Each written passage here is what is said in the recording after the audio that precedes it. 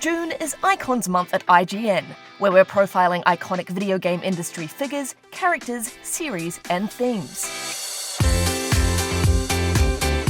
Today we're talking to Chris Avellone, writer on a massive number of classic role-playing games like Baldur's Gate, Fallout New Vegas, and Star Wars Knights of the Old Republic, about what exactly makes for a great RPG experience and what to expect from the next generation of role-playing games. I really do enjoy party-based games where the parties, obviously a lot of effort was spent into the interactions of the relationships of those characters, how my presence affects that or changes that, because then you feel like an agent of change, which is good.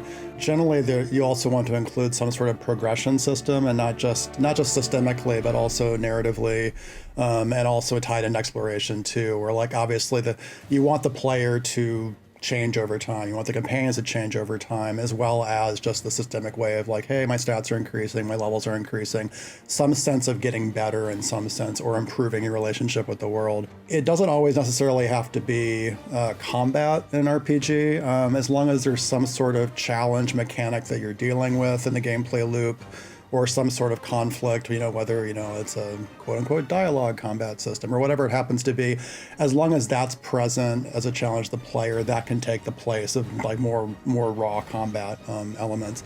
And ideally what you want to do is take all those pillars and find a way to sort of weave them together, because I think a lot of video game narratives can suffer tremendously when it's apparent that the systems and the gameplay loop are not connected to the narrative and vice versa, and there was no attempt to do so. I think that it robs a game story of a lot of the potential that it could have, and arguably what a game story should have. So sometimes I work with people that get obsessed with having a twist in the story.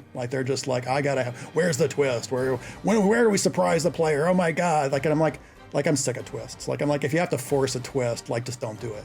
But when they also provide a very long story structure, where they're and we want a twist, we can't figure out a way to make this happen. I'm why don't you take your long story, cut a few parts out of it, and move the information delivery in a different way, and sometimes that will make your twist without you realizing it. Rather than you trying to add something additional onto your very long story, instead, why don't you chop it up, remove bits, and then change the order of information. And you might actually have some surprising twists in there that you didn't realize because you already know the whole story, but the player doesn't. So think of it from the player's perspective.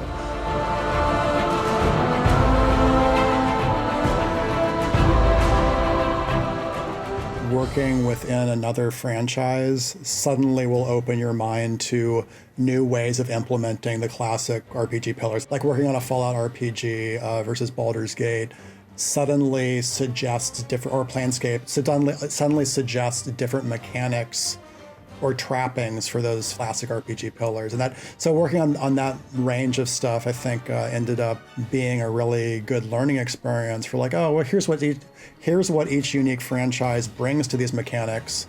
And also, if you make your own franchise, your own world, it's also stuff to be conscious of in terms of how those things can be friendly to the player agency experience, player development experience, and how to involve the player in interesting ways. Can you craft worlds that are specially tailored to make sure that allows for that freedom of expression? And so that was a good thing to learn over the years. With the new generation, I guess what I kind of get excited about is that in the old days, we would hesitate before saying things like, oh, we can't burn down that town. Or we can't erect a town here. We can't have a new settlement form up from all the people you help, because that's going to cause too much disruptions in the terrain, and we can't switch out huge swaths of territory like that, and we can't mix and match. But now suddenly that question is a little bit more of a question where you're well, we could do that, and here's how we could do it, but the hardware is allowing us to do it. So I think it's going to allow for some more dramatic visual changes in the environment, which I think are great, because that's one of the easiest ways to show the impact of your actions, as long as it doesn't feel scripted. Where you're